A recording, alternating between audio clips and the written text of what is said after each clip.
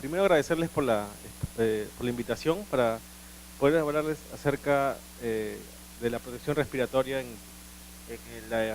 lo que es la protección en relación a la diseminación de los casos de pacientes con tuberculosis, ¿no? A propósito de la emergencia de resistencia y de extra resistencia, que son los casos, digamos, más temibles y con pocas alternativas terapéuticas, ¿no? Esta es una presentación que en algún momento ya yo le he realizado. En realidad he actualizado algunos datos que no son generalmente muchos, pero en realidad el tema de fondo es el mismo, ¿no? La protección respiratoria de tuberculosis no es solamente usar una mascarilla o un respirador, que es el nombre correcto de los dispositivos que se emplean de manera personal, ¿no? Sino implica un concepto mucho más profundo, ¿no? Y que les voy a explicar a continuación. Los objetivos de la presentación es explicar inicialmente los 3 controles ambientales que deben darse en una institución de salud a fin de prevenir la emergencia de casos de tuberculosis. Es importante, ¿no? Como les mencioné, la protección respiratoria personal, el uso de respiradores, solo es una de varias recomendaciones que se hacen para evitar la transmisión de la misma, ¿no? Explicar cómo organizar un consultorio, ¿no? No necesariamente un ambiente o un establecimiento de salud, sino también privados o consultorios de personal de salud privado. Explicar la diferencia entre un respirador y una mascarilla, que no es lo mismo. Evitemos usar el nombre de mascarilla a las mascarillas, bueno, a los respiradores N95 que normalmente nos proveen los establecimientos de salud. El nombre correcto es respirador. Y la mascarilla son los tapabocas que se usan normalmente para procedimientos quirúrgicos menores o inclusive mayores, ¿no? Identificar cuándo se deben usar los respiradores y cuáles son los riesgos de la transmisión de la tuberculosis en algunos ambientes, ¿no? Para iniciar, comencemos acerca de hablar una pequeña reseña de la transmisión y contagiosidad de la Mycobacterium tuberculosis, de la tuberculosis. No va a ser una revisión nosográfica, ¿no? No vamos a hablar de todos y cada uno de los aspectos de la historia natural de la tuberculosis, sino una revisión a fin de darle más importancia a la protección respiratoria, ¿no? En general, la tuberculosis es una bacteria que pertenece al grupo de micobacterias. Las personas que padecen de esta enfermedad transmiten la tuberculosis no solamente al toser, sino al hablar también, porque al hablar se emiten ciertas partículas pequeñas, normalmente menos de 5 micras, que pueden generar o facilitar la transmisión del bacilo, ¿no? Este bacilo se mantiene en el aire y se propaga fácilmente por las corrientes, de tal forma que si en este ambiente, por ejemplo, que tendrá más o menos 15 metros de largo y existe una corriente importante de aire en una dirección, un paciente con tuberculosis que se encuentra en la zona posterior puede transmitir hacia la zona delantera, ¿no? De manera natural, todo por las corrientes de aire, ¿no? Recordar que desde un microorganismo hasta 100 microorganismos pueden ser infectantes. O sea, basta que una persona se someta por periodos cortos de tiempo en pacientes que estén tosiendo y que tengan la enfermedad y puede contagiarse, ¿no? Por eso es que no es inusual, y probablemente ustedes han escuchado, que el hacinamiento en algunas zonas o lugares o transporte público puede ser un factor de riesgo para la transmisión de tuberculosis. Hace como 5 o 7 años un investigador británico vino al Perú, a la Universidad Cayetano Heredia, y una de sus tesis de estudio fue la transmisión de tuberculosis en zonas urbanas en Lima metropolitana, y encontró que el usuario o los usuarios de combis y micros, especialmente hacinados en las zonas de Lima Norte especialmente, ¿no? San Martín, distritos de San Martín, Independencia, Comas, Caraballo, era un factor de riesgo muy importante para la transmisión de tuberculosis, ¿no? ¿Y qué se observó en estos transportes, haciendo un detallado sociológico? Es que muchas veces estos transportes urbanos no tienen las ventanas abiertas, ¿no? O sea,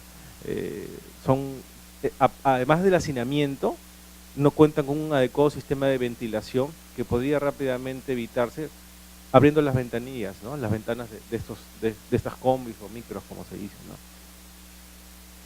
Los lugares donde puede propagarse son áreas cerradas, ¿no? Con poca ventilación, en los hogares. Por eso es que los pacientes con tuberculosis y los familiares deben hacerse un adecuado tamizaje o estudios para detectar rápidamente los pacientes enfermos.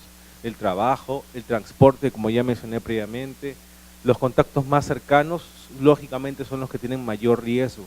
Y dentro de ese contacto más cercano, lógicamente, estamos nosotros como personal de salud, ¿no? Y lógicamente también los establecimientos de salud.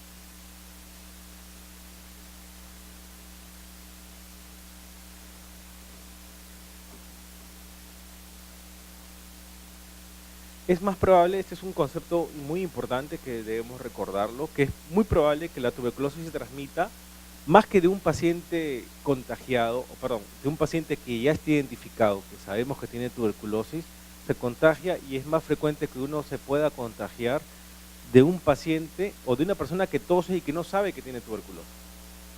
Esa es la vía más frecuente de contagio. Por eso es que dentro de las recomendaciones de un establecimiento de salud es que deba tratarse a todos los pacientes como potencialmente infectantes, y es lo que llamamos las precauciones universales, ¿no? Todo paciente que tenga síntomas respiratorios debe ser tratado como una persona que pueda potencialmente contagiar tuberculosis, hasta que pueda ser descartado por completo, ¿no? Esa es la mayor fuente de contagio identificada en establecimiento de salud. Ahora, algunos pacientes contagian más que otros, lógicamente, ¿no? ¿De qué depende eso?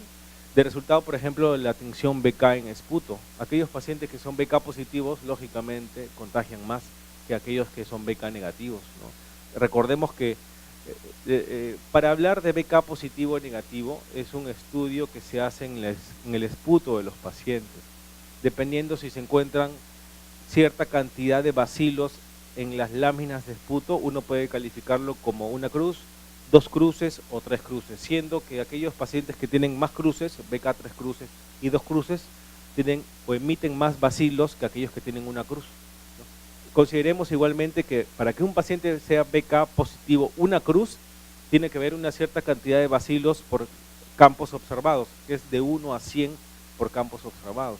Sin embargo, existen pacientes con BK negativos que, sin embargo, emiten bacilos, pero en poca cantidad, de tal forma que inclusive aquellos pacientes BK negativos pueden contagiar. Sin embargo, mucho menos que aquellos que son positivos, ¿no? La ubicación anatómica de la enfermedad también es algo importante. Los pacientes que contagian solamente son aquellos que tienen tuberculosis pulmonar. Nada más, el resto de tuberculosis no son contagiosas. Si bien es cierto, existe tuberculosis pleural, si la tuberculosis pleural se acompaña de una tuberculosis pulmonar, recién en ese momento es contagioso. Si es solamente pleural, no existe la manera de contagio. Y mucho menos, claro, los pacientes con tuberculosis ganglionar, o tuberculosis renal, o tuberculosis cerebral, etcétera. Ellos no contagian en absoluto, solo los pacientes con tuberculosis pulmonar. La presencia de cavidad también es importante, ¿no? Porque en principio aquellos pacientes que tienen tuberculosis y manifiestan cavidades pulmonares van a tener esputo con sangre, ¿no? Y además es más rápido que el bacilo pueda salir al exterior, por eso que aquellos pacientes con cavidades contagian más que aquellos que no lo tienen, ¿no? La fuerza y la frecuencia de la tos también tiene mucho que ver. Un paciente que tose más y que se esfuerza más en toser, lógicamente puede emitir más gotitas contagiosas y puede eventualmente diseminar la enfermedad. Si el paciente se cubre la boca o no cuando está tosiendo, esta es una práctica que recuerdo que comenzó a usarse y ahora es más frecuente verla. No está uniformizado, mejor dicho, no se observa en todos los pacientes con tos, pero ahora ya, inclusive yo en mi hospital, veo que aquellos pacientes que tienen tos normalmente se cubren con la flexura del codo de la tos, ¿no? Lo cual es una práctica buena, ¿no? Porque es mejor eso a toser con la mano o cubrirse con la mano y dar la mano a otro paciente y eso poder ayudar a la diseminación, ¿no? Y la presencia de tuberculosis multidrogo resistente también es un factor que influye en la contagiosidad, ¿no?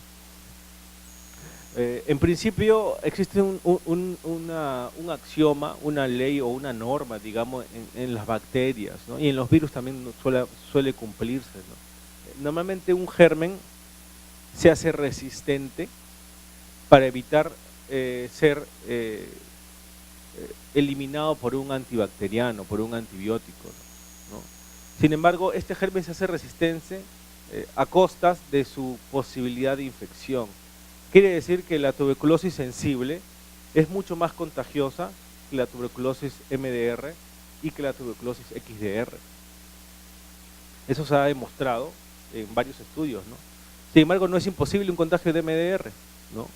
Es más, la ocurrencia de pacientes con tuberculosis MDR no es por contagio o no es frecuentemente por contagio, sino más que todo es por fracaso del tratamiento.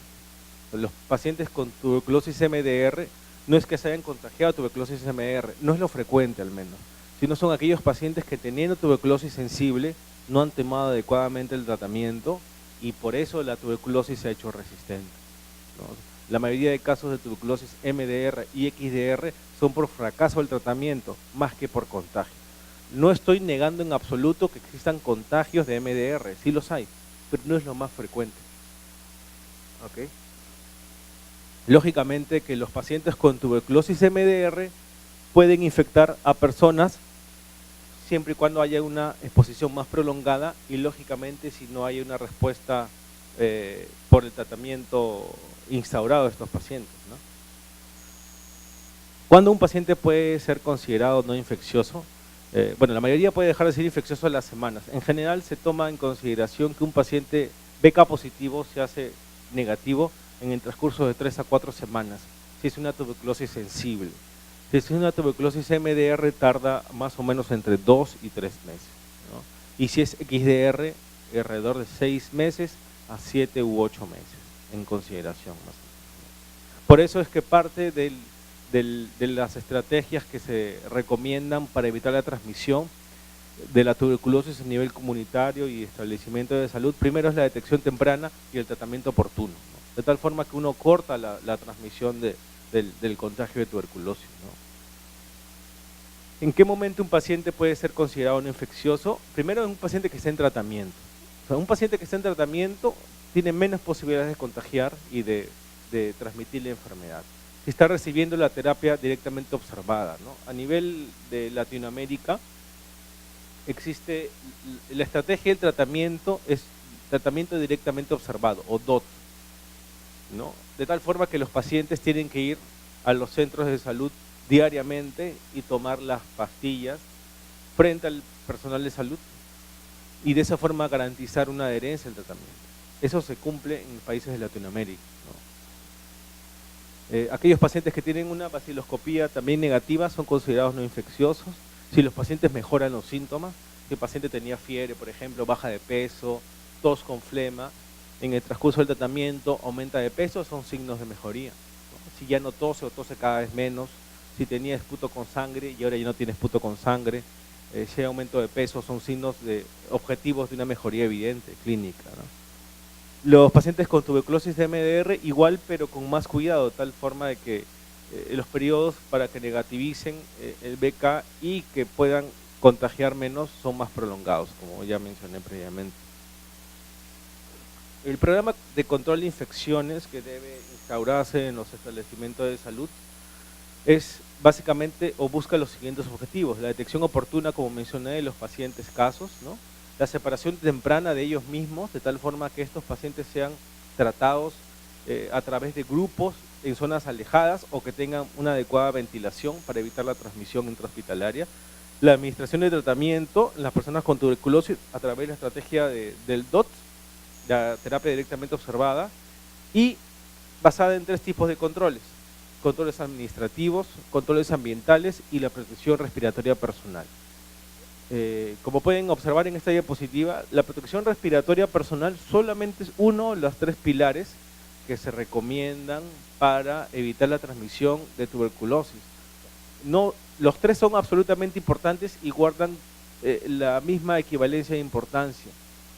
O sea, si uno solamente cumple uno de estos pilares, no puede esperar que el plan de protección respiratoria en un establecimiento de salud sea exitoso.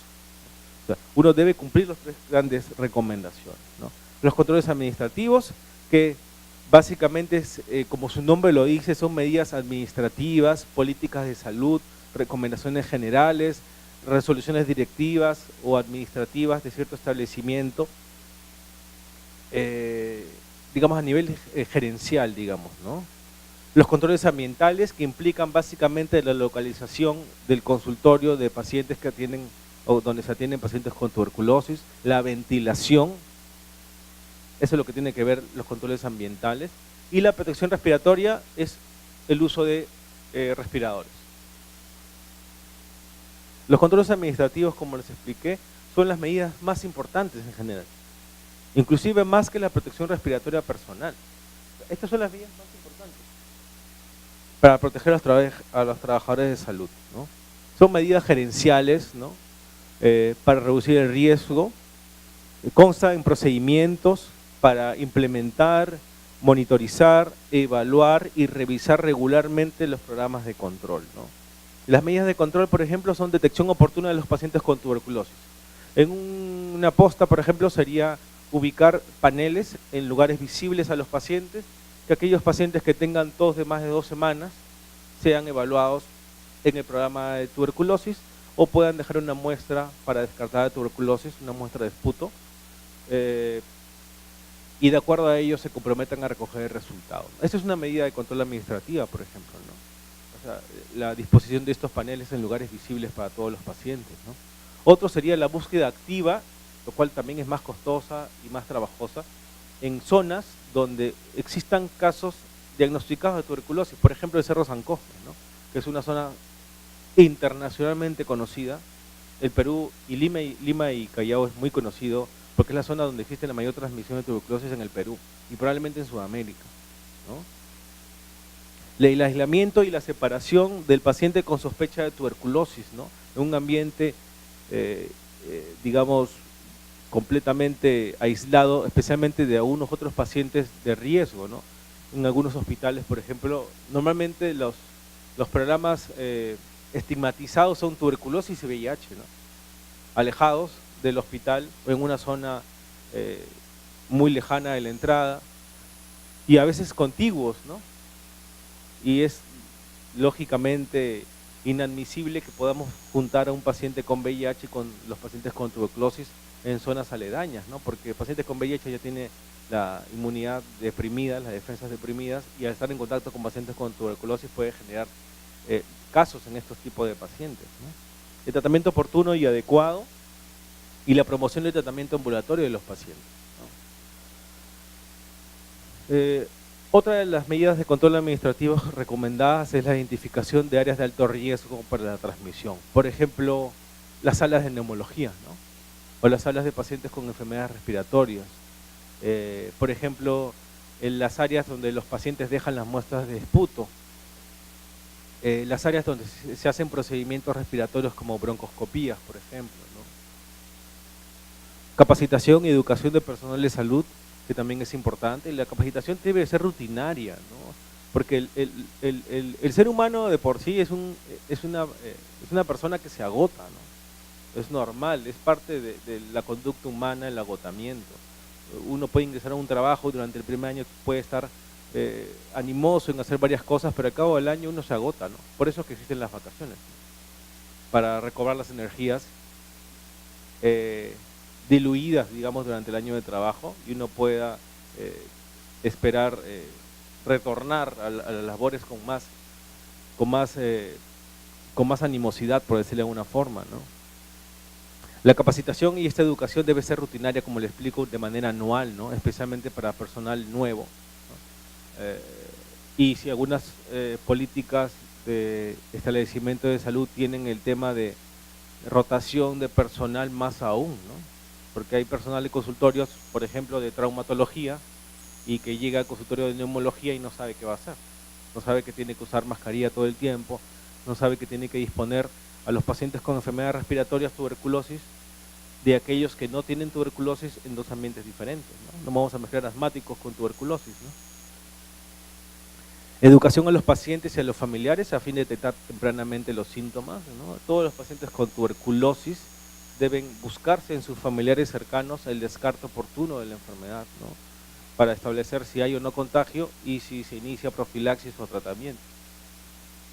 Y el despistaje de la tuberculosis en el personal de salud que debe ser de manera anual. Inclusive en algunos centros de salud ya se ha establecido de manera, digamos, como norma, que el personal que se vaya a vacaciones deben que tener exámenes pre- y postocupacionales, ¿no? Algunos establecimientos dentro de los exámenes incluyen placas radiográficas, otros además exámenes de esputo, otros antígeno para medir la inmunidad para hepatitis B, ¿no? Lo cual debería estar recomendado en general para todos los centros o establecimientos de salud, ¿no? La detección oportuna de los pacientes con tuberculosis, en principio deben estar atentos en pacientes con síntomas respiratorios, ¿no? Especialmente aquellos que tosen por más de 2 semanas, en todos los servicios y en las áreas, especialmente en zonas de alerta, ¿no? Como les expliqué, en áreas de consultorio de neumología, consultorio de infectología también, en consultorios o en las áreas donde se disponen la entrega de muestras de esputo, áreas de broncoscopía, cárceles, por ejemplo, ¿no? Las cárceles es una zona o son lugares donde existe una alta transmisión de infecciones de transmisión sexual y de tuberculosis, ¿no? El aislamiento o la separación del ambiente con sospecha de tuberculosis, primero es el uso de mascarilla. Recordemos que las mascarillas, esas tapabocas, la utilidad es que sirven para que el paciente con tuberculosis disminuya la transmisión mucho más que si no usara la mascarilla, ¿no? O sea, más que yo como personal de salud, si uso mascarilla no debo esperar que esta me proteja, porque la mascarilla, si bien es cierto, a nivel, digamos, quirúrgico, evita, o digamos, en palabras un poco más sencillas, el usuario de una mascarilla, de un tapabocas, lo que hace es proteger al resto de que se pueda contagiar de algo que uno tiene. Por ejemplo, si yo tengo gripe y voy a trabajar y es una gripe menor, lo que debo hacer es usar una mascarilla, que es un tapabocas. Olvidémonos de mascarillas N95 porque eso no existe, el nombre es respirador, ¿ok? Las mascarillas que son los tapabocas, entonces lo que hacen es proteger al resto de personal, al resto de personas de alguna infección respiratoria que uno pueda tener. Esa es la empleabilidad o la utilidad de la mascarilla. En todo caso, en pacientes con tuberculosis, al colocar una mascarilla, disminuye grandemente la posibilidad que ese paciente pueda transmitir la tuberculosis.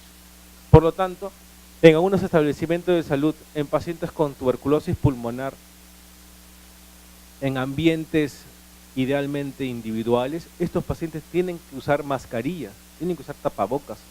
Es un gasto innecesario que usen respiradores, porque el respirador lo que hace es proteger al paciente que usa el respirador. En cambio, al usar una mascarilla o al colocar una mascarilla en un paciente con tuberculosis, lo que evitamos es que este paciente pueda transmitir la tuberculosis al resto de personal de salud. Educación de cubrirse la boca al toser, especialmente usando la flexura del codo, separarlo de la manera posible en ambientes idealmente individuales. Muchos hospitales del Ministerio de Salud acá en Lima usan bueno, las construcciones son antiguas en principio, ¿no? Y los ambientes hospitalarios son tipo dormitorios, donde existen ambientes grandes como estos, donde hay varias camas, separadas por biombos, cuando en general la recomendación actual es que los cuartos sean individualizados, ¿no? El aislamiento hospitalario de la mejor manera posible, la atención inmediata, la separación por espacio físico, no biombos, y separación por horario de atención. El tratamiento oportuno, principalmente detectar los factores de riesgo para tuberculosis MDR, por ejemplo, si es un segundo episodio de tuberculosis, por ejemplo, si no ha recibido el tratamiento completo previamente, si hubo intolerancia al tratamiento previamente, si es un paciente con VIH o con diabetes o con alteración de la inmunidad que normalmente está asociada a tuberculosis MDR, el inicio del tratamiento de forma inmediata, recibir el tratamiento correcto a través de pruebas de sensibilidad que se hacen de manera rápida para saber si el paciente o no es sensible o no a las drogas y instaurar la terapia observada directamente. El revisar las indicaciones de hospitalización. No todo, es más, la tuberculosis pulmonar no es una indicación de hospitalización, ¿no? Es más, no debería aconsejarse la hospitalización en un paciente estable con tuberculosis, ¿no? Revisar las indicaciones de aislamiento y educar a la familia sobre los riesgos de la transmisión. Identificar, como les expliqué previamente, las áreas de alto riesgo de contagio. Por ejemplo, los servicios de tuberculosis y tuberculosis MDR, salas de neumología o consultorios, las áreas de espera y servicios de diagnósticos antes del diagnóstico, como les expliqué en diapositivas iniciales. El contagio que más se observa son aquellos pacientes que no tienen diagnóstico y que tosen más de 2 semanas y tienen tuberculosis no identificada y menos tratada. Las salas de colección de esputo, las salas donde se hacen procedimientos neumológicos como broncoscopía, cirugías y áreas de autopsia también, ¿no? La capacitación y la educación del personal anual, como les expliqué, para todo el personal de salud. O sea, todo el personal de salud debe incluirse, inclusive también el personal de seguridad, ¿no? El personal de ventanilla. Existen brotes importantes del personal administrativo, digamos que los que cobran la consulta, y que existen brotes en estos tipos de pacientes. Hay un contacto directo de pacientes con tuberculosis con el paciente de caja. Es más, el personal de caja es uno de los del personal administrativo que tiene mayor ocurrencia de brotes intrahospitalarios de tuberculosis, ¿no? Igual que el personal de seguridad, ¿no?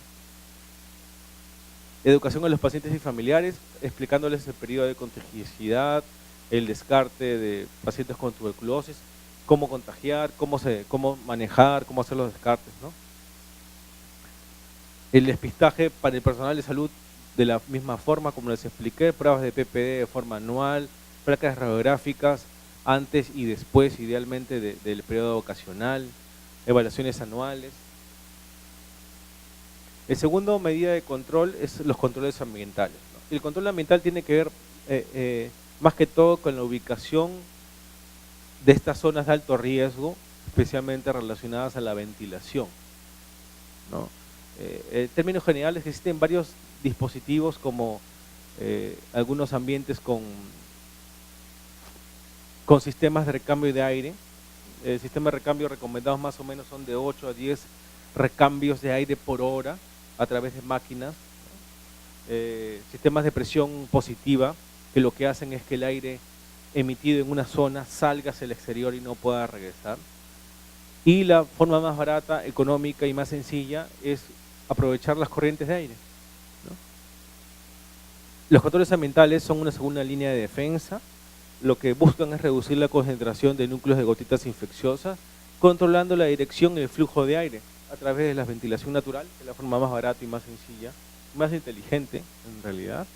Los filtros, que filtran, como su nombre lo dice, estas partículas infecciosas y evitan que el paciente o el personal en un área sea expuesto a las mismas. Y la luz ultravioleta o germicida, que está recomendada solo en zonas de alto riesgo porque puede ser mutagénica, ¿no? Puede generar especialmente en jóvenes, ¿no? O en embarazadas. Los controles ambientales, como les expliqué, pueden ser costosos y técnicamente complejas, requieren un mantenimiento anual o bianual que puede generar una sostenibilidad complicada a largo tiempo. La ventilación natural requiere pocos recursos en general y debe consultarse con expertos. Existen expertos, el Instituto Nacional de Salud cuenta con expertos que pueden realizar las mediciones de las concentraciones en un ambiente y en aquellos que centran o que tengan estos tipos de filtros o ventilaciones de presión positiva, ¿no? La ventilación, como les expliqué, controlar el movimiento de aire para mejorar o evitar la transmisión directa hacia el personal de salud de estas partículas infecciosas, ¿no? Puede darse por ventilación natural o ventilación mecánica. La ventilación natural es la más sencilla, la más fácil, la más inteligente según mi criterio y la más rápida en general, ¿no? La menos costosa, logra recambios de aire muy altos en general y lo que se observa o en general lo que se recomienda es aprovechar la dirección de las corrientes de aire. Esto es, por ejemplo, un dibujo en pacientes con tuberculosis, observando cómo, mire, esta enfermera vigila a estos tipos de pacientes que están en tratamiento sin ningún tipo de protección. Claro, no les voy a recomendar que sigan este tipo de prácticas, ¿no?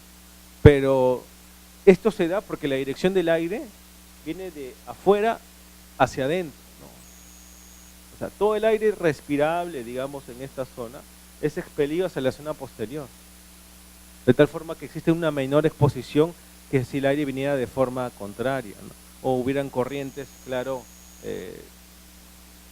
opuestas que generarían que existe una mayor concentración de bacilos en esta zona. O sea, de todo eso depende cómo aprovechar estas corrientes de aire, ¿no? Maximizar las áreas abiertas, especialmente las áreas de recolección de esputo, que tienen que estar en zonas completamente abiertas, las salas de examen, las salas de espera, que deberían en general estar en ambientes sin ningún tipo de... Deberían estar en general salas de espera en zonas exteriores a nivel hospitalario, ¿no? Los pabellones igualmente, ¿no? La ubicación de las ventanas o aberturas del paciente desde afuera. Este es un gráfico, por ejemplo, que explica de forma más precisa de cómo debería estar orientado un ambiente, un consultorio, por ejemplo, ¿no? Esta es la forma incorrecta, por ejemplo, ¿no? Esta es la ubicación del escritorio donde se atiende al paciente, del paciente y del personal de salud, que puede ser médico, enfermera, técnico, etcétera, ¿no? Ustedes observan, por la puerta se genera ya un flujo de aire. Y si el flujo de la ventana se encuentra detrás del paciente, lo que va a ocurrir es que de la ventana salga aire, el paciente tosa y pueda generar mayor exposición al proveedor o al técnico o al personal de salud. La disposición debería ser contraria en general, para que el paciente, al toser, el aire o las pocas gotas, digamos, de exposición con bacilos tuberculosis sean expelidos hacia la ventana posterior. O sea, todo debe aprovecharse respecto al flujo de aire, a la dirección del aire, para evitar exposiciones en pacientes o en zonas donde exista atención a pacientes con tuberculosis.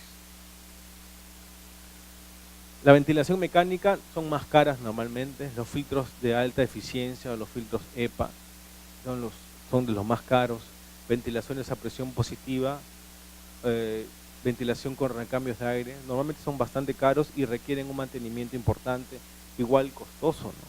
Pueden producir presión negativa para salas de aislamiento u otras áreas de alto riesgo, extractores de cabinas, ventiladores de ventanas o sistema de ventilación general. Normalmente las salas de aislamiento, en lo que la recomendación es separar ambientes con tuberculosis, un ambiente que reduzca la concentración de núcleos de gotitas infecciosas, asegurar que el aire contaminado no escape a los pasillos, son áreas completamente cerradas, ¿no? Y la prioridad, lógicamente, para pacientes con tuberculosis MDR, ¿no? Cuyo tratamiento es más complejo que aquellos pacientes con tuberculosis sensible, ¿no? Pacientes o áreas con presiones negativas, el aire limpio del pasillo siempre debe correr hacia la sala, luego hacia afuera. O sea, el aire expelido o respirable, digamos, en un ambiente siempre corre hacia afuera, ¿no? Presión positiva dentro del ambiente y la presión negativa en el pasillo, ¿no? El aire siempre corre de presión positiva hacia presiones negativas, ¿no? El aire es evacuado directamente hacia el exterior del establecimiento a través de máquinas, que son sumamente costosas, como les expliqué. Extractores mecánicos es el nombre, y mantener la puerta de la habitación cerrada. En el Hospital Rebolati tenemos ambientes con extracción de aire por presiones negativas, pero los pacientes que están ahí normalmente son pacientes con trasplante de médula ósea, ¿no? Además, el único ambiente que tenemos con extractores de aire en el Hospital Rebolati son pacientes o que van a ser sometidos o ya han sido sometidos a trasplante de médula ósea, lo cual también está indicado, ¿no? Pero también deberíamos contar idealmente pacientes con tuberculosis, ¿no? A nivel del Ministerio de Salud me parece que el Hospital 2 de Mayo cuenta con ese tipo de ventilación, pero hasta hace un par de años, si no es un poco más, creo que había cierto tipo de problemas en el mantenimiento de este sistema, porque es sumamente costoso y no lo hacen tampoco muchas personas ni muchas empresas en el Perú. Los filtros de aire, en general, como su nombre lo dice, es como un sistema de aire acondicionado que lo que hace es tomar todo el aire que circule en un ambiente y filtrarlo. Estos filtros de alta eficiencia o filtros EPA filtran estas pequeñas moléculas infecciosas y las eliminan hacia el exterior, ¿no? A través de composiciones sólidas, digamos, de eliminación mucho más sencilla, ¿no? Son muy costosos, necesitan mantenimiento y solo para áreas de alto riesgo, La luz ultravioleta germicida también está recomendada, y especialmente en zonas de alto riesgo de contagio, por ejemplo, en ambientes donde se dejan muestras de BK en esputo, por ejemplo, en ambientes donde existen procedimientos de broncoscopía. La luz ultravioleta es eficaz para limpiar el aire que contiene Mycobacterium tuberculosis, es una alternativa entre medicinas más costosas, es mucho más barata ciertamente, pero tiene el riesgo de ser teratogénico, ¿no? En personas que están embarazadas o en mujeres que pretenden encargar, ¿no? O varones inclusive también pueden generar algún tipo de alteración a nivel de espermatozoides o de óvulos, ¿no? Con la consiguiente infertilidad. Las lámparas deben ser limpiadas periódicamente, la luz debe dirigirse hacia arriba y siempre hacia arriba, no hacia abajo. Y medir la emisión periódicamente para verificar que existe una adecuada, digamos, un adecuado trabajo de la luz, ¿no? Y finalmente la protección respiratoria. La protección respiratoria personal se usa donde los otros controles no pueden reducir la concentración de núcleo de gotitas. Es un complemento en general, ¿no? Cuando ya se han implementado las medidas de controles previas, las medidas administrativas y las medidas de ventilación, ¿no? Complementa y no sustituye las medidas de control administrativo ni ambiental. Sin la implementación de otros controles de protección respiratoria, no esperemos que funcione. Puede dar un falso sentido de seguridad, y esto es importante, ¿no? Creyendo que el 100% de veces nos va a proteger cuando no es así. Más aún si no disponemos de un adecuado mantenimiento y uso de la mascarilla. Es normal, o ustedes lo han visto probablemente como personal de salud, las mascarillas cuando no se usan están en los codos o están en el cuello o se mojan. O sea, esas mascarillas ya no sirven. Una mascarilla idealmente debe ser guardada una vez que se deja de usar en un sobre seco, ¿no?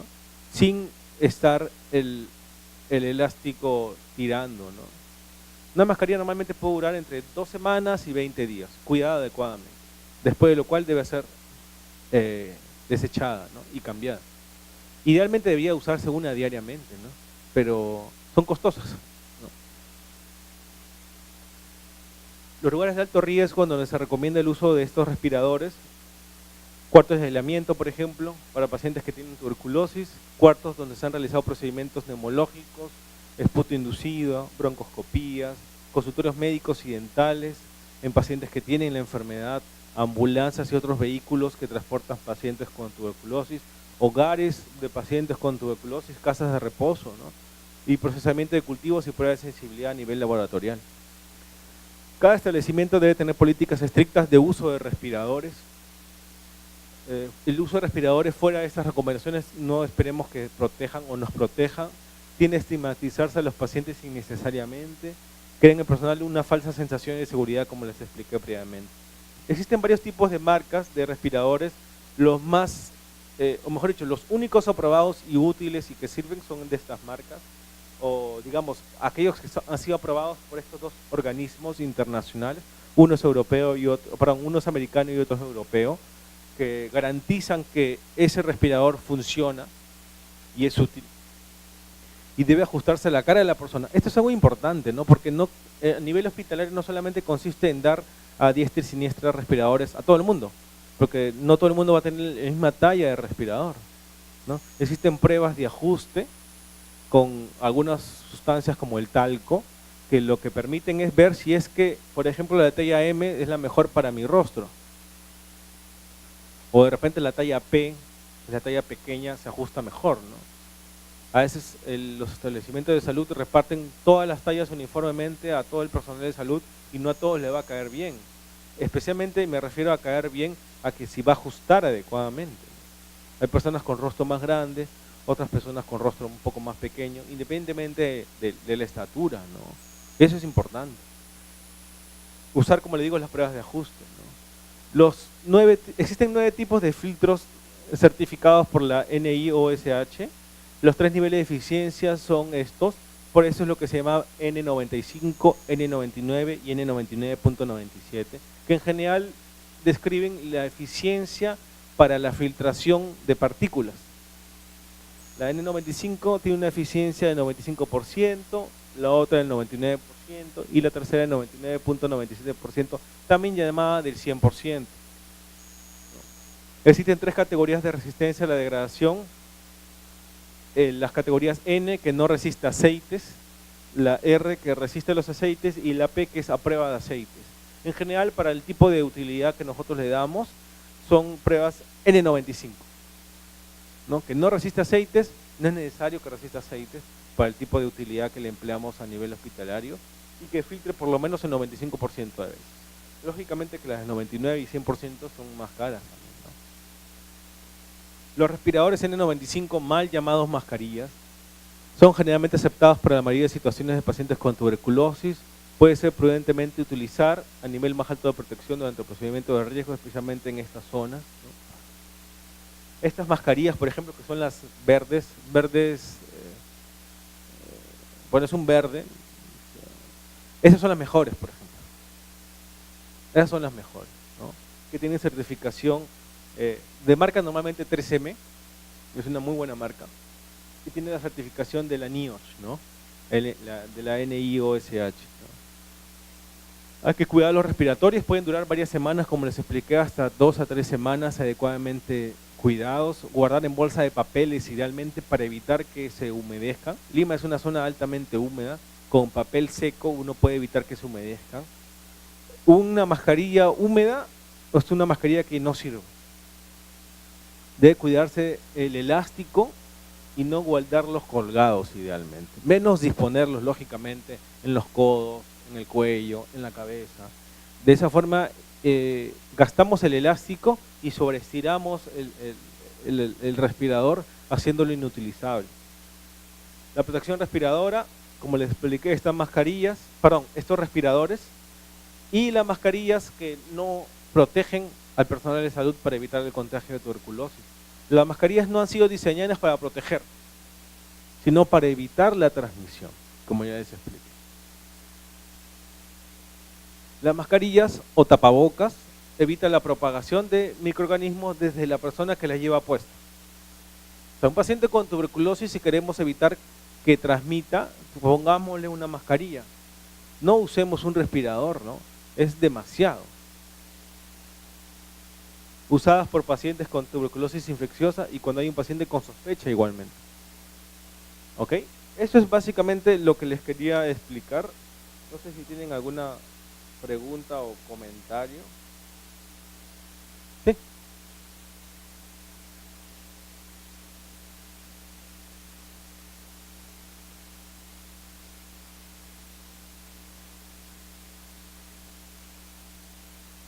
En general, si la mascarilla es almacenada en no todos hemos hecho tuberculosis. De manera epidemiológica, el 10% de personas que se han expuesto hacen tuberculosis. O sea, de 100, lamentablemente 10 personas hacen tuberculosis. Ahora, el PPD lo que busca, como les expliqué, es de identificar a las personas que han estado expuestas con la tuberculosis. Por ejemplo, si yo tuviera 20 años y recién me recibo de técnico en salud y entro a trabajar la posta de mi barrio, dentro de mis exámenes preocupacionales, antes de elaborar, deberían hacerme una prueba de PPD. Y mi prueba de PPD probablemente salga 0 o salga menos de 10 milímetros para ser considerado negativo. Eso quiere decir que nunca me he expuesto con el bacilo de la tuberculosis, aparentemente, ¿no? Porque no es una prueba completamente exacta tampoco. Todas las pruebas tienen algo no son completamente certeras, ¿no? Idealmente, hay el año, si es un trabajo formal y tengo vacaciones, al año debo salir de vacaciones. Y antes de mis vacaciones deben hacerme nuevamente la prueba de PPD. Si mi prueba de PPD prevacacional o postvacacional sale positiva, o sea, si es más de 10 milímetros, es una prueba de que es negativa y se ha vuelto positiva. En el momento en que se detecta que es positiva, quiere decir que yo ya me he expuesto al bacilo de tuberculosis. Y por más que no tenga síntomas, es una obligación del establecimiento descartar que yo tenga tuberculosis. Si bien es cierto, el porcentaje no es tan alto, es 10% de personas que se exponen recientemente en que hacen tuberculosis, es completamente recomendado y obligatorio descartar tuberculosis, de tal forma que me deben pedir pruebas de esputo. Si no esputo, pruebas con esputo inducido, o pruebas radiografías o tomografías que tienen más sensibilidad en detectar alteraciones pulmonares, ¿no? Supongamos que todo sale negativo, no tengo tuberculosis, solo se demuestra que me he infectado. Como soy personal de salud, debo recibir profilaxis, o sea, tratamiento, mejor dicho, medicación para evitar que la tuberculosis que yo ya me infecté reaparezca en algún momento. Y la profilaxis es recomendada con pastillas de isoniazida de 300 miligramos, 3 pastillas diarias por más o menos entre 6 y 9 meses. Así es. Y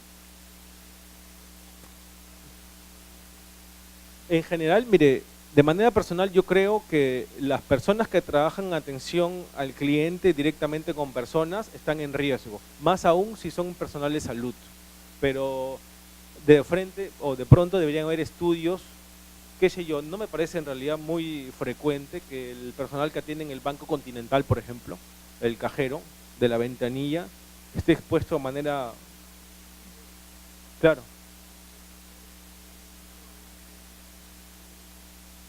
Claro, lo que sucede es que las estrategias o políticas de salud normalmente priorizan ciertos tipos de actividades más que otras, ¿no? Ya lo creo, por supuesto.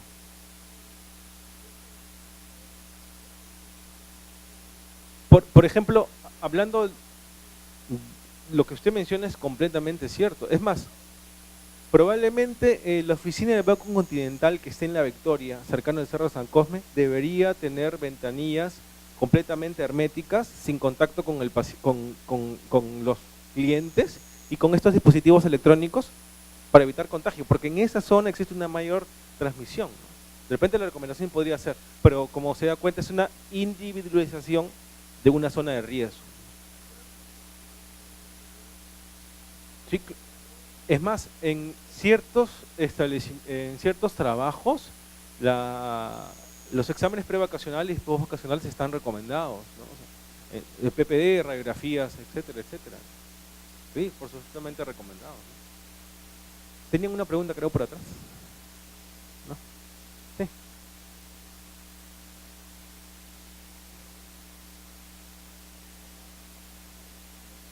Ujú.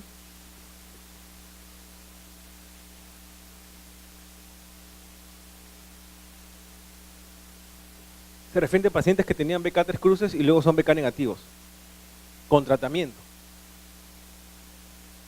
Claro, la única forma de que un paciente siendo bacilífero no sea bacilífero es que siga en tratamiento, ¿no? O sea, sin tratamiento no esperemos que la tuberculosis se haga BK negativo, ¿no? Con tratamiento sí. Por supuesto, como le explico.